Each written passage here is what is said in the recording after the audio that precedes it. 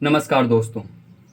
भारतीय पुलिस, जब भी आप ये नाम सुनते हैं तो आपके जहन में एक ही बात आती है, रिश्वतखोर, कमज़ोरों पे अपना जोर दिखाने वाले और कभी भी समय पर एफआईआर नहीं लिखने वाले। लेकिन दोस्तों, क्या आपको पता है कि पुलिस की ये छवि क्यों है? यह जानने के लिए हमें थोड़ा पीछे चलना होगा। पीछे जब जब भारतीयों ने अंग्रेज़ों के खिलाफ पहली बार विद्रोह किया था 1856 में, तब अंग्रेजों के सामने एक बहुत बड़ी चैलेंज आ गया था कि इनको कैसे रोका जाए। तो इस मार्फत उन्होंने 1861 में एक पुलिस एक्ट लाए, जिसका काम था कि लोगों को दबा के रखे, कुचल के रखे, ताकि उनमें कभी भी वापस विद्रोह करने की हिम्मत ना हो।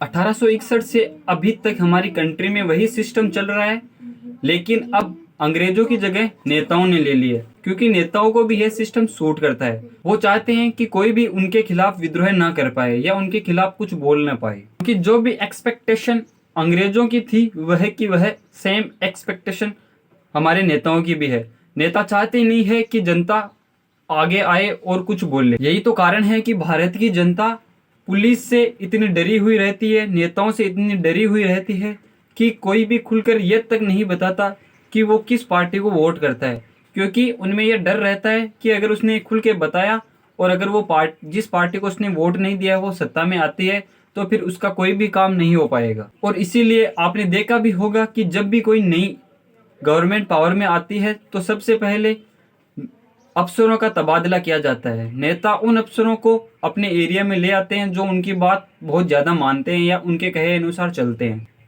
इसके पीछे नेताओं के दो मोटिव भी है। पहला ये कि वो अफसर नेताओं की पैसे की आपूर्ति पूरी करते हैं, दूसरा आने वाले चुनाव में उनके लिए जमीन तैयार करते हैं। वैसे तो हर कोई नेता न्यायिक प्रणाली को भी अपने अधीन करना चाहता है, लेकिन भारत की न्यायिक प्रणाली एक बहुत ही स्वतंत्र प्रणाली है, यही वजह है कि आज भी भारतीयों का न्याय प्रणाली पर विश्वास बना हुआ है। और आर्मी एक ऐसा सेक्टर है जहां पर नेताओं की बिल्कुल भी नहीं चलती, बिल्कुल रत्ती भर भी। यही कारण है कि आज भारत की एक बहुत बड़ी आबादी को आर्मी पर भरोसा है, जबकि 25% से भी कम आबादी को पुलिस के ऊपर भरोसा है। 25% से भी कम आबादी को लगता है कि पुलिस उनका कोई काम सही से कर पाएगी या पुलिस के पास जाने से उनको न्याय मिल पाएगा। पुलिस की हालत तो यह है कि अगर कोई नेता नीम के पेड़ को आम का पेड़ बताता है तो पुलिस वालों को उनकी हाँ में हाँ मिलानी पड़ती है।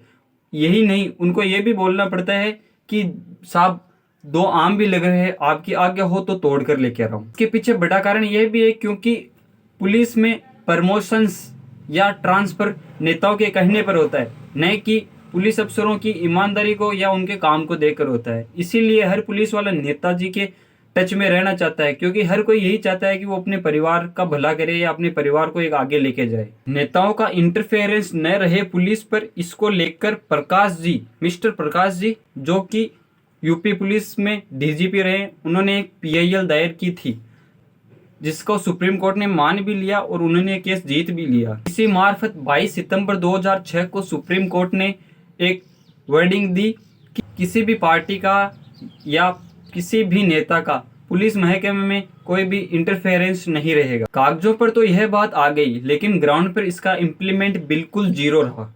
यही कारण है कि आज भी नेता जिस अफसर का चाहे उसका तबादला करवाते हैं, जिस अफसर का चाहे उसका प्रमोशन करवाते हैं। कोई भी डिपार्टमेंट ले लो, जिस डिपार्टमेंट में नेताजी ने अपना हाथ डाला उसका बेड़ा गर्क हुआ है।